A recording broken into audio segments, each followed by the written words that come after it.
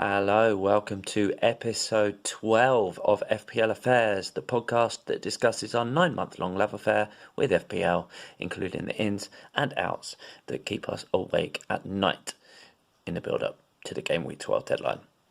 In this episode, Jack the Master and myself, Matt the Veteran, look at our own plans for Game Week 12. Let's get cracking. And there's Mo Salah. There goes Haaland. He's on his way again. He's hungry. He's scored. Ice cold precision from Palmer. Oh, Saka! That is a diamond of a goal.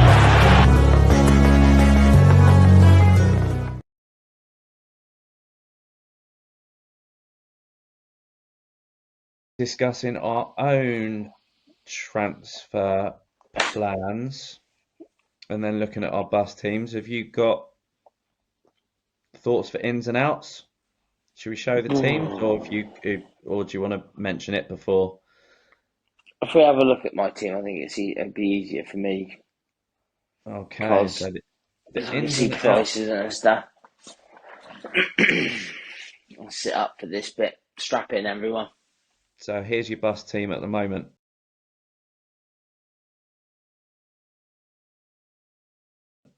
And you said you got you said you've got several options. Yeah, there's a lot of pondering going on. A lot of pondering. I've got to transfer out this week. Obviously Flecken, but I'm not making a goalkeeper move. Flecken can just continue to do absolutely nothing. I'll just hate him forever. I could sell Gabriel, Vardy, Son, Chris Wood, and Haaland this week. They're all up for sale, potentially. And I've got 2 free transfers, it's worth saying. Plan number 1 was probably like Gabriel down to a Lewis Hall, something like that, to do a Son to Palmer. Then I started to look at. Then I looked to see if I could do. Go on. Have you got any money in the bank?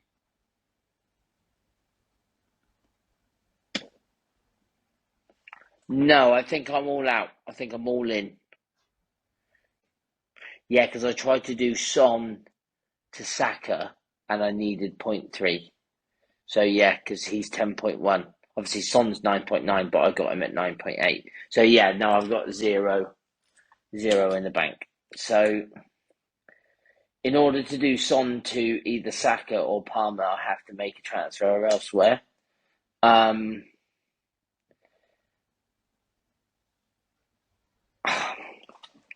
If I do Son to Saka this week, it means I'm going to have to do Palmer for a hit against Southampton. And Matt knows I don't like taking hits. But I hate taking hits. But Saka's got the better 2 fixtures, in my opinion, over the next 2 games. But it's close. But I think Saka's a better move this week than Palmer is. But Palmer's a better long-term move. But I'm going to want Saka. So I'm going to want both of them. And over the international break, I haven't looked at my team very much. But I've enjoyed making the pod over the last couple of weeks because it's really made me engage in. Normally, over international break, I just don't think about it because I try not to come up with ideas. Because if you come up with ideas, you end up biased towards your ideas early on, and then you don't see things later on in the international break that have come about. Anyway, I like what we've been talking about, where everybody's going to be hankering after the 4 premiums, and obviously they're brilliant. I'm not suggesting they're not. Having Salah, Palmer, Saka, Haaland, Son, Fernandez, all these good players. They're all great options. But they're all, as we saw in the wildcard drafts that we've just looked at, they all leave you a little bit weak at the back, and they leave you a little bit weak up top, in my opinion. Like that all-in team, wildcard team that we saw. I'm thinking that an Isak and a Watkins and a Jackson are going to go well under the radar, and people are going to be hell-bent on Salah and Palmer, that those players that are basically going to be so low-owned with such good fit. Obviously, everybody's going after Isak now, but I think a lot of people are going to realise they can't do it and get the premiums that they want. Yeah. Or without ripping up their team, and there's going to be hits galore. I don't particularly want to transfer out Gabriel, is another thing. And I don't want to do Gabriel down to a Timber to free up some money, because that's just a rubbish move, in my opinion. I could do a Vardiol to a Timber. I think that's a good move. That would give me some money to do Son to Saka. But like I said, that means bringing Palmer in for a hit. I could kill Wood and drop him right down to a 4.5, which would give me the money to do Son up. But he's got Ipswich next week, and I'd quite like to have him against Ipswich next week. Would the Pedro, would that give you enough? Not enough to get to, to Palmer. Because Palmer's 10.9. I think I'm just out on that one. because of selling price. Because of selling price.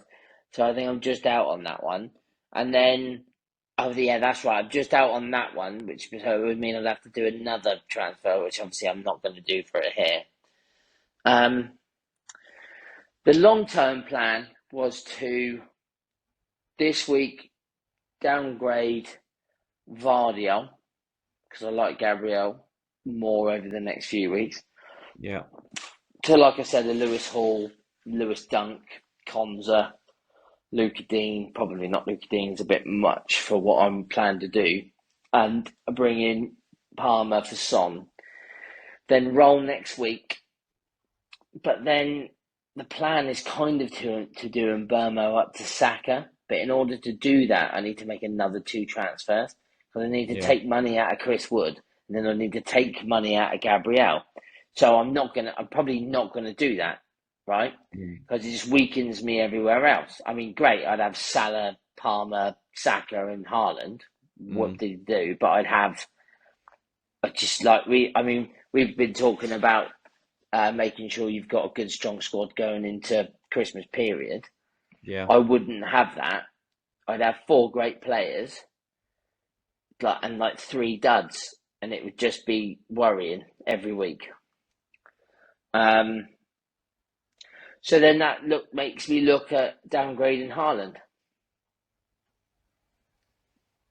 which is alien to me, because as you can see, he's predicted 8.6. Funny how he's predicted more points than Salah this week. Haaland's generally predicted the most points out of every single player every single week. Yeah, but there's a reason for that, which is why I think it's nuts. Everybody transfers him out. That's why I'm like considering transferring him out. For me, it's nuts. But I get why. But if I did Haaland down to Isak, then I could I get it. I get why people have done it, because it frees you up. It frees you right up. Because right now, I feel like if you have Haaland, your team's almost constipated. You can't do anything because he's so much money. So I get why people just take all the money out of it. And I could have some real fun. I could go and get Palmer. I could get Saka. I could get Isak. I could get Watkins. I could keep my defenders. Yeah. Would you say your scared of selling Haaland or out of fear? I'm getting less. No, I'm getting less scared. So I was initially when everybody was doing it 2 or 3 weeks ago. Obviously, we spoke about it on the pod pre-Southampton, and I was like, "Don't be nuts, don't be stupid." And of course, he only got one goal. After that, a lot of people were like, "That, do you know what? He can do one." And then the following week, I saw for the first time it was that Salah's effective ownership was higher than Haaland's. And then and by about 30%, and that gap got significantly bigger last weekend. Yeah. And I remember when I said in our chat, I think I said, imagine having Haaland as a differential captain this week. And obviously he was against Brighton. Yeah. And maybe I'm starting to come round to what everybody was saying when, if I said to you, would you have that midfield and Haaland, or would you have Watkins or Isak and a Palmer in for Son and a Saka in for Mbeumo? Yeah. And you'd be able to keep the rest of the squad. Mm. Do you know what I mean? I get it. That's only because Haaland's not been explosive in points. I mean, I had this discussion with my brother-in-law about Palmer. He's blanked in six. He's blanked in 6 games this season. Blanked in 6. So he's not, in my opinion, although he's a great player. I'm not saying he's not a good player. He got 25 in one game and got 17 in another. So there's 2. He's blanked in the other 6. If you don't count a clean sheet point, which I don't really as a return, but you know what I mean. So that the other 3 have been like 8, 6, an 8, a 6, and a 7 or something, I think. So I don't actually think he's that explosive in comparison with like a Salah and Haaland. That's not explosive. He's more explosive than they are by big week. Obviously, what am I talking about? Salah's ridiculous. He had 7 double-digit returns out of 11 or something this season. It's an absolute joke. Haaland can just go and bang hat-tricks. So they're all as explosive as each other, but Palmer's the least consistent out of the 3. Because although Haaland hasn't been going hat-trick, hat-trick, hat-trick, he has scored in pretty much every game. Yeah. And Saka for me is the dullest of them all. Because, and the reason why I sort of got him in on wildcard was because in game week 6 was because, and Gabriel, was because the 2 weeks beforehand he was just they were so good at set pieces and he was on all of them that he was just crossing the ball from a corner. Gabriel was heading it in and he was just getting an assist, and he didn't really look that great for the rest of the game. But because he was on set pieces, he was just getting so many points and it was doing my head in. So I probably put him at number 4, and then I put Palmer at 3, and I put Haaland and Salah first and second, depending on the fixture. But what everybody's doing is they're going off Haaland because they can see where they can spend the money. Palmer's pretty much in every team now. Salah's in every team I've seen. I've obviously brought Salah in after getting rid of him on wildcard. And I'm starting to see that if rather than Haaland, Strand, Larson and Wood, I could have Isak, Watkins, Jackson. Or rather than Haaland, Son and Mbeumo, I could have Isak, Palmer and Saka. Do you see what I mean? So all of a sudden, I get it. Flecking could be David Raya. There's just, it's like winning the lottery in FPL. If you don't have Haaland. Obviously, you run out of money eventually, and you can't go and get like Trent, and you can't go and lose your mind. You've still got to have a Smith Rowe and a Rodgers and probably a Strand Larson. But what you can do with that money is nuts.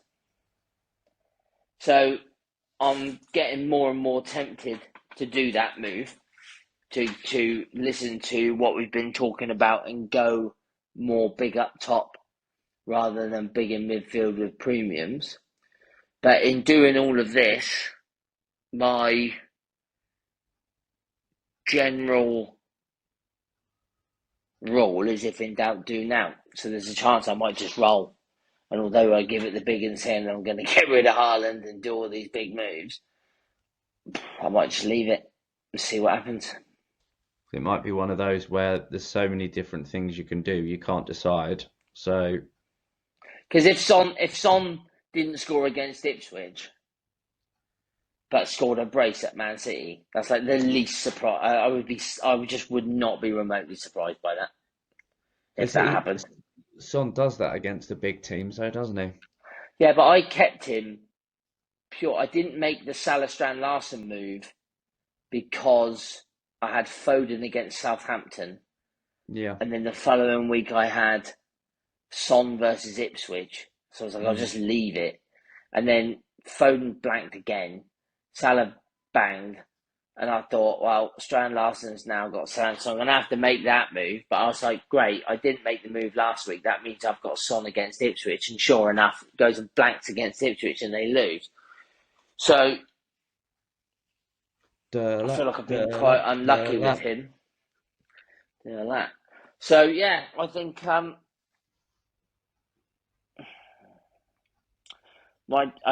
I need to decide whether I'm going to go chasing the midfield premiums or if I'm going to go chasing big up top or if I'm going to do both, because I can do both if I sell Haaland.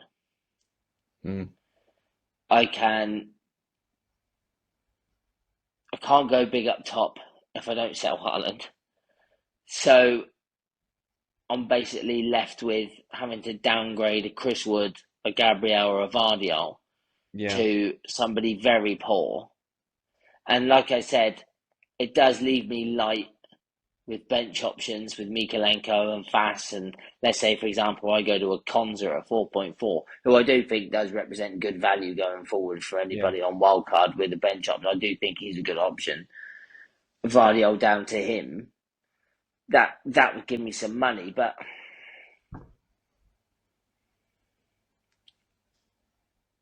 is Son to Palmer worth doing Vardiol to Konza? And I don't think so. We shall wait and see, and you can post in the group or something, depending how patient you are after the deadline, whether you actually did go through with anything. Yeah, tune in next week to see what direction I went in and whether it went well, because your guess is as good as mine at this point. Should we move on to mine? If anybody that is still watching has an opinion on which way I should go, do feel free to put it in the comments. Because I am, although branded as the master on this, I am pretty stuck on which direction to go. I reckon I quite fancy selling Haaland and going big up top with a Watkins and an Isak and a Jackson. But that requires some transfers. Yeah, lots of money juggling. Yeah, and that's the other thing. As soon as you sell him, you can't get him back. It's really hard. Really hard. Because like the amount you have to rip your whole team up to get him back again, and that's just ag or wild card. So if you sell him, you've got to sell him. You've got to go without him for a while. Yeah. You've got to really strap in for it. And I'm not sure I can. Anyway, that's my rambling. Tune in next week to see that I've just rolled, and we'll go through it all again next week. Same things. Well, I'm still thinking this.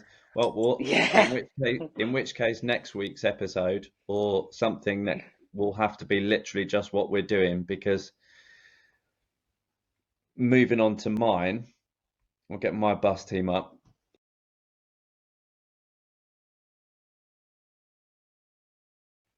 I've pretty much decided what I'm doing for game week 12, but then after game week 12, so sort of 13 to 18, I've got about 5 on plan FPL website where you can. I've got about six drafts, 6 transfer plans. You were asking me about these the other day, and Yeah. they were all really good, but there were so many of them. Even I struggled to like keep up with Well, which that player was was in one. which draft and what move was going to be after which game. Do you know what I mean? Because Yeah, you got some really good options, some really good plans listening to them. because But you're in the same position as me. There's loads of different ways you could go. what main thing really I like about the Plan FPL website is with the transfer plans. After you've saved some transfer plans over some several weeks, you can then compare these ones side by What's the side, and website called? Plan FPL, I'd never seen it. and I you normally can use live FPL, but Plan FPL. All right, I'll have a look at that. create up to 5 different plans where you scroll through the weeks, do the transfers, whatever. It keeps tally in the how many free transfers you've got available. It's all free, and the tricky bit is you've got to take with a pinch of salt where it is with the pricing points and stuff. But it can get it also will tally up what your team is looking like from a fixture ticker point of view. But anyway, Yeah. so at the moment, my bus team is Raya in goal, Fabianski on the bench, back three of Gabriel, Robertson, Aït-Nouri, Fass and Collins on the bench. Midfield, Semenyo, Palmer, Saka, Rodgers and Burmo. And up front, Haaland and Delap with Wissa on the bench. Haven't you already made transfers though? I thought you'd already made your I was transfers this week. building towards that. Sorry, You're stealing my thunder, but that's man. not your bus team though, is it? That's Or is right. that? It's good viewing watching us having a bicker Sorry, rather than the banter. sorry. So anyway, everyone, I wonder what Matt's done this week. Oh, well, I did put in the Facebook admin group. I said, spoiler alert, I've done transfers. What do you think they would be? No one's got it as yet. To be honest, they actually started talking about the admin fantasy team in the fantasy league and what to do with that. So, but anyway, I've been going on for weeks the fear factor of Salah and Haaland, and decided pretty much what I wanted to do quite early. So I have made transfers, and Jack's not going to be best pleased. He's going to be tutting and shaking his head because I took a -4. And I will explain why. I will explain why I took a -4. I don't know why you took a -4. Yeah, probably you can probably guess. Anyone comment if you guessed what my 3 transfers are, then amazing. But take into account the people I've been most enthusiastic about in recent weeks, and you can probably guess. So from that clue, what would your guess be, Jack? That I've done 3 transfers. I think it very much involves the team that play in black and white stripes. Right. Quite heavily. I think you've done Haaland to Isak and Salah to somebody, but I think somebody to Salah, but I think you've made like another odd move to get Lewis Hall in somewhere. And did you need the money? I feel like you've done Robertson to Lewis Hall, Haaland to Isak, and then you did the Robertson to Hall, so you'd have enough money to probably do Rodgers to Salah or Semenyo to Salah. I reckon Rodgers. Right. Well, my initial plans over the previous weeks had been switching to Salah and Jackson, so taking out Haaland and switching to Salah and Jackson. Yeah. And that was looking fine margins with form and yellow cards and you were so tight on. on price, weren't you, I think? Yeah, very, very tight for a couple of weeks. It was literally 0.1 in it. So if Haaland dropped 0.1 or if Salah went up 0.1, there was a little bit of leeway with Haaland because of selling price. But then it got to the point where the week before the international break, with the games we were playing and the form Newcastle were showing, along with the fact that Jackson's got 4 yellow cards, I was very wary about, okay, what am I going to do? But cut into the chase, you're right with the Robertson to Lewis Hall move, because I needed the money. That's why I did the Robertson to Hall, and I thought Lewis Hall at home to West Ham is a decent shout, and Robertson simply because of his minutes. I was lucky in the last game. Yeah. I was lucky in the last game. I just made a sensible guess because Tsimikas had got 2 starts on the bounce, so that was why I kept Robertson for last week. And then again, I thought I've got Aït-Nouri 4 yellow cards, Semenyo 4 yellow cards. Do I really want to bring in Jackson for 4 yellow cards and then potentially all 3 of them get a booking in the same game week, and then I'm completely messed up? So I did Semenyo to Salah for that reason.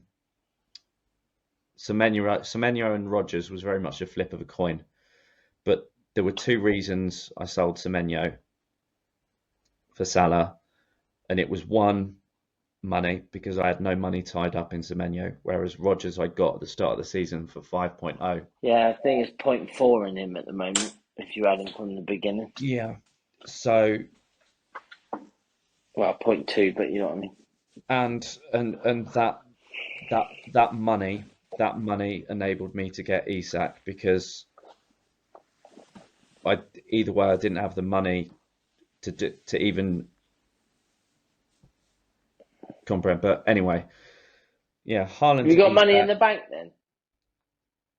Money in the bank. I have got, having made those 3 changes. So Robertson to Hall, Semenyo to Salah, Haaland to Isak. I now have 1 million in the bank. Oh, look at you! Go buy a house in Spain. Right, what? Let's go. What's the plan? What are you going to do with that? Or do you want to talk about that next week? Well, that'll be next week if I start talking about now, but... Oh, imagine having £1 million to spend. What are you going to do with that? Well, there's various options. There's what we've already spoke about, to go big up top. Mm-hmm.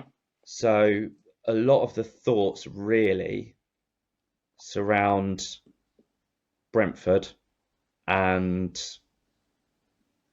Raya, because if I'm looking at raising money, it would be Raya to either Sanchez and we're going at this is thinking about game week 30 and beyond, so I should probably actually, without confusing people, go into that next time. But the different options I've got moving forward from game week 13 with that 1 million is either rolling or veering towards possibly a second decent forward, a second pricey forward to go with Isak.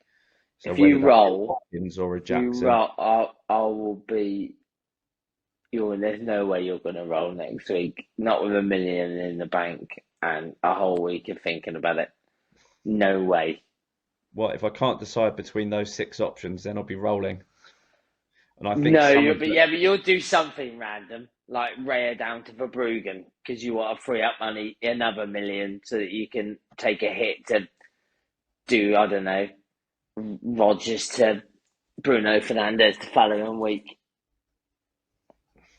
Might be Wissa up to somebody. You never know with Brentford's fixture swing in No, game in all week fairness, 14, though, I 15. think Nick Jackson. I think Nick Jackson is a very good option. I just think, in an ideal world for my team, I'm hoping he gets booked this weekend. Yeah, It'd be so much easier if he wasn't booked. If he just got booked. If he just yeah. got booked this weekend, missed the Villa game, and I could For just bring me, him in against Southampton and just be so much happier about it. Because I would.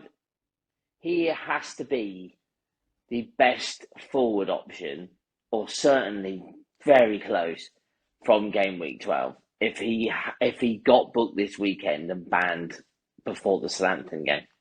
well, out of my options, and this is we've mentioned enough tonight about 4 yellow cards, and for me, one of the things I mentioned just now about going Isak, one of the reasons being because of Jackson's 4 yellows. One thing that I am considering is potentially waiting on Jackson until he gets that yellow card and then bringing him in straight away after that suspension. Because if he I gets feel like somebody booked, quite popular is on 3. Hang on, can you still see me? Because I was going to check something. I've just got the slides, the whole episode with these. Oh, okay. With having the sharing the screen and the slides, I don't see Jack at all for the whole video. I see it before Well, I aren't press you record. lucky? But then I can't respond to your facial expressions or anything else. Yeah, so It's bizarre. yeah, it's on, isn't it? So right now, like popular, yeah. See, Palmer's on 3 yellow cards, and so is Rodgers. I was looking at this the other day. Timber's on 3 yellow cards. Luca Dean's on 3 yellow cards. Your hero Lewis Hall's on 3. Colwell's on 3. Delap's on 3. So there's quite, and then obviously Dan Burn, Buonanotte, and Ryan Christie have suspended this week. But Yeah. Palmer's, Rodgers, Canate, Dallo, Timber, Luca Dean, Lewis Hall, Colwell, Delap, they're all on 3. And loads of them are decent options. Loads of them are very popular. That could swing a lot. It could either swing in your favour or it could swing against you. Looking at those on 4, it's 8 Nuri, Semenyo, Jackson, Senesi, Dibbling, Munoz, Keane, McAllister, Harwood-Bellis, Kluivert, Pedro Neto, Martinez, Van de Ven, Shah, Semedo, Hutchinson, Maino, Joel Linton, Paquetá, Bentancur, and Ayew. So there's not many like big options on 4, but the 3s that could swing. That could swing in your favour, or it could swing totally against you, couldn't it? Yeah. I wonder.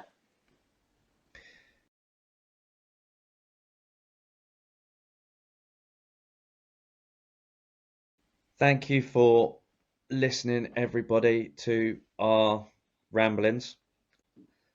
And please, please, please help Jack decide which avenue to go down.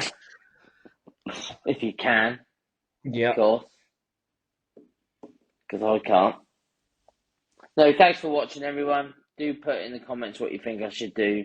And at least try and put a reason to give me some idea as to why you think I should do it.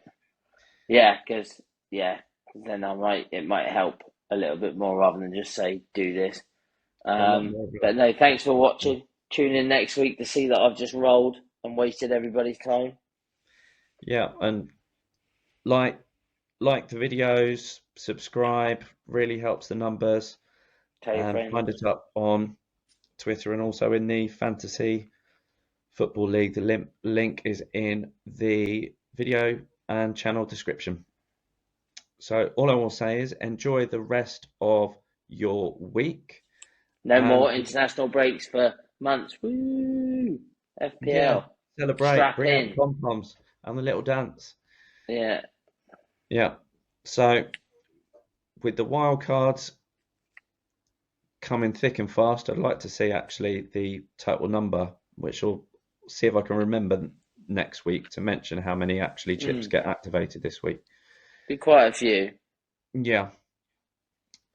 So keep your FPL affairs and final wildcard drafts under wraps until the deadline passes. Till next time. Bye-bye.